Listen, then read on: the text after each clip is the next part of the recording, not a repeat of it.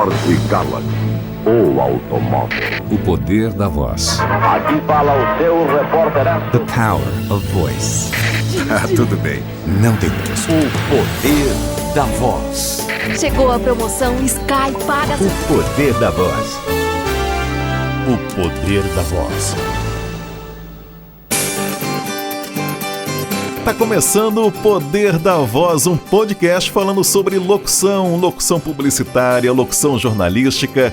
Eu sou Daniel Gonçalves e vou estar conduzindo esse bate-papo aqui em uma série de programas. Nesse primeiro programa, a gente vai estar falando um pouquinho sobre a locução no passado, a locução nas antigas, e por isso a gente convidou dois profissionais muito importantes na mudança da locução como está nos dias atuais. Eles conheceram a locução no passado e auxiliaram nessa mudança. E depois a gente vai conversar também com um americano que vai estar falando um pouquinho sobre a locução nos Estados Unidos. Mas para começar esse programa, você se lembra como era a locução no passado? Não lembra?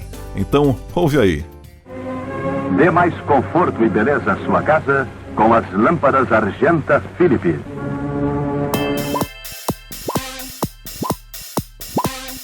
Por 16 anos trabalhou nas Casas Bahia, voz padrão, voz muito conhecida, mas eu particularmente conheço ele do tempo do Fala Brasil, década de 90, se não me falha a memória. Eu era gurizão e ficava acompanhando ele lá, explicando as notícias, dando detalhes. Eu achava tão massa, tão interessante isso. E agora eu vou ter a oportunidade de conversar um pouquinho com Bob Floriano. Bob, obrigado pela oportunidade de conversar com a gente. Muito prazer, Daniel. Muito obrigado pela oportunidade de conversar com você, com seus ouvintes, quem está ouvindo o nosso bate-papo aqui. Você falou muito bem. Fala Brasil, final dos anos 90 e depois Casas Bahia durante 16 anos, chegando à marca de 90 mil comerciais gravados. Só na Casas Bahia tem TV 43 polegadas 3D com conversor digital a partir de R$ 1.399 à vista. E ganhe 2 óculos 3D. E tem lavadora 10 quilos a partir de R$ 799 à vista. Super Sexta, o Black Friday da Casas Bahia. Chegue cedo. Bob, você começou na década de 80, você viu a mudança na locução. Primeiro, você se lembra como é que era a locução antes, né? Era uma coisa mais quadrada. Reta, mais quadrada, isso mesmo. Você podia explicar pra gente primeiro um pouquinho como é que era assim antigamente, só pra gente, quem não conhece muito bem, não lembra muito bem, podia explicar um pouquinho como era antes, assim, de surgir você e outros profissionais que mudaram a cara, a plástica da locução jornalística e publicitária. Você podia explicar um pouquinho pra gente como é que era antes? A locução publicitária, ela tinha uma marca muito grande, né? Desde o que eu conheço de rádio, dos anos 60, quando eu comecei a escutar rádio, né? Já vinha com uma característica muito forte das vozes masculinas muito pesadas, muito graves, fazendo a interpretação tudo muito correto. Na década de 60, 70, um comercial, ele tinha assinaturas, ele tinha voz marcante, principalmente as vozes masculinas. General Motors do Brasil. Uma coisa carimbada, quadradona, isso acontecia, era dessa forma. Com o passar do tempo, hoje você encontra atores, voz bem mais comum do teatro, gravando dessa forma. Você não pode deixar de ter um Volkswagen. É outra história. Mudou-se bastante com a intenção de aproximação do público consumidor que fala normalmente. Fala Brasil, uma revista eletrônica repleta de informação sobre o que acontece no seu estado. Agenda cultural, dicas e muito bom humor. Com Rafael Moreno, Doris Kissi, Rosana Herman, Bob Floriano, Virgínia Novick. E quando você falou do Fala Brasil, é especificamente isso. O Jornal Nacional, que era o grande jornal, o jornalismo da Globo, até 99, quando surgiu o Fala Brasil, era boa noite, 8 horas. 2 apresentadores lendo o teleprompter, lendo cabeça de matéria, entrava a matéria, voltava e terminava a matéria. Só isso. Hoje, você encontra o William Bonner andando pelo estúdio com aquela malemolência toda, chamando a repórter do tempo de Maju, pelo apelido. O Roberto Marinho deve estar rolando no túmulo vendo uma coisa dessas. Porque a escola de jornalismo era aquela coisa fechada, o manual de jornalismo fechado, que você não podia sair daquele padrão. No entanto, com o Fala Brasil, nós trouxemos um jornalismo interativo, conversado, rápido, natural, fez com que todo o jornalismo da TV brasileira se modificasse a partir disso.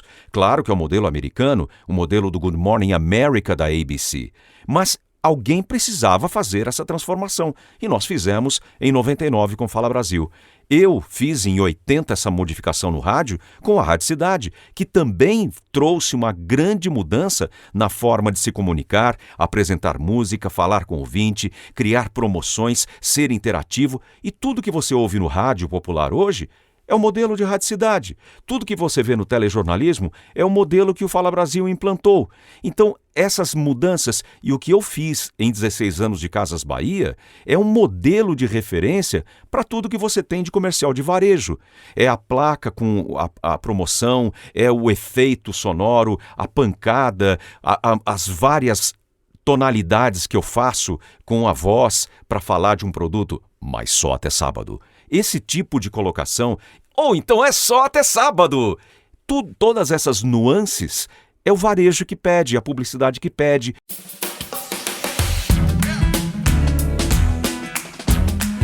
E agora vamos com mais um convidado. Ele é locutor, ele é jornalista, radialista, passou pela TV Globo, apresentou o Jornal Hoje, foi editor da Globo Cidade e se realizou principalmente na área do jornalismo como apresentador na TV Cultura, onde apresentou por 13 anos o Jornal da Cultura 60 Minutos. E atualmente tem se dedicado mais à locução publicitária. É uma voz muito conhecida, fez muita campanha política, já emprestou a voz para Petrobras, Volkswagen, Banco do Brasil, TIM, Itaú, Brahma, Prefeitura de São Paulo, e vai estar concedendo essa maravilhosa oportunidade que teremos aqui de conversar com ele. Cacá, obrigado por aceitar o nosso convite. Que isso, é um prazer falar contigo. Vamos lá. Cada brasileiro que pisar naquele espaço vai ser testemunha e protagonista da noite que coloca o Brasil no mapa dos maiores eventos do mundo. Serão mais de 40 mil pessoas, 40 mil histórias, 40 mil motivos para sentir orgulho dos nossos lutadores, do nosso MMA, do nosso país. Cacá, você começou em que ano no jornalismo? Você começou primeiro no rádio e depois foi para a TV, é isso mesmo, né? Eu comecei em 77, 75 eu comecei na Rádio Excelsior. Depois, em 78, 79, eu fui para a Radiodifusora, que era concorrente da Excelsior. E você trabalhou mais sempre com jornalismo, né? Sim, paralelo a isso, eu já vinha tendo a minha atividade como jornalista. Comecei na TV Cultura, depois fui para a Globo, depois voltei para a TV Cultura. Globo também foi uma experiência muito trágica. Você fala que na Globo era um pouco complicado porque podia errar, Cacá, na Globo? Aquela mania de perfeição e também uma pressão muito grande de colocar você como... Se você não trabalhar na Globo, você não é ninguém. Então você tem que dar graças a Deus que você está trabalhando na Globo. Isso pelo menos na minha época, né? Então era uma pressão muito grande. E evidentemente, quando você errava era uma coisa complicada, porque não faltava gente para te encher o saco, né? Então, é erro comum, erro de você tropeçar numa coisa ou outra, numa palavra, muita pressão, que acaba fazendo você cometer erros. E aí quando foi para a cultura, foi uma coisa mais conversada? Quando eu fui para a cultura, Eu, como tinha esse problema com o erro, né, o medo de errar e tal, eu achei que eu poderia aproveitar um lado que eu tenho, né, que sempre tive, que foi um lado espontâneo, um lado com um certo grau de ironia, aproveitando e fazendo um charme em cima do erro, ou meu ou dos outros, né? Tipo corte de câmera. Eu olhava para uma câmera que era para ter olhado mesmo para ela e o diretor de imagem não cortava para aquela câmera que eu olhei. Aí eu parava no meio entre as duas câmeras e falava, peraí, vamos lá, é essa ou aquela ali? Aí a hora que eu vi que ele tinha cortado para aquela câmera, eu falei, então é essa aqui, então vamos continuar aqui. Eu sou um dos precursores dessa maneira de ser mais solto, de apresentar um jornalismo mais solto. Mas eu tive umas dificuldades com relação à chefia, tinha um chefe que falava que eu tinha um sorrisinho meio de canto de boca, que era uma coisa irônica. Bom dia. Os supermercados popularizam os cartões de crédito para atrair o consumidor. Cada um tem o seu. Os 60 Minutos começa já ao meio-dia. Até lá.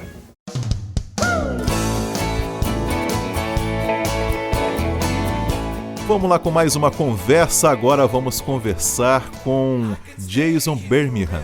Quem é o Jason? Jason, ele é um cara que é americano, é da Califórnia, já vive há 20 anos aqui no Brasil e tem prestado muitos serviços para o Brasil também, prestando serviços em português, mas também muito inglês, que é a língua nativa dele, tem uma grande experiência internacional e também mexe muito com tecnologia. É um cara que sabe tudo de tecnologia.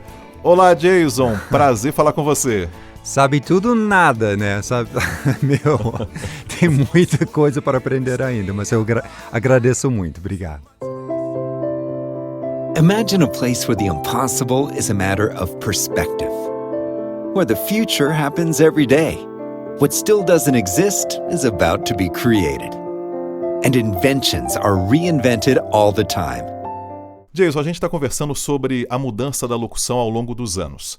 Estados Unidos, Brasil, e todo mundo teve uma tendência no começo, que foi na locução publicitária, na locução jornalística, de ter uma coisa mais reta, mais dura, mais engessada. Era assim mesmo nos Estados Unidos ou só foi assim no Brasil e nos Estados Unidos sempre foi diferente? Como é que era no começo a locução publicitária nos Estados Unidos, Jason?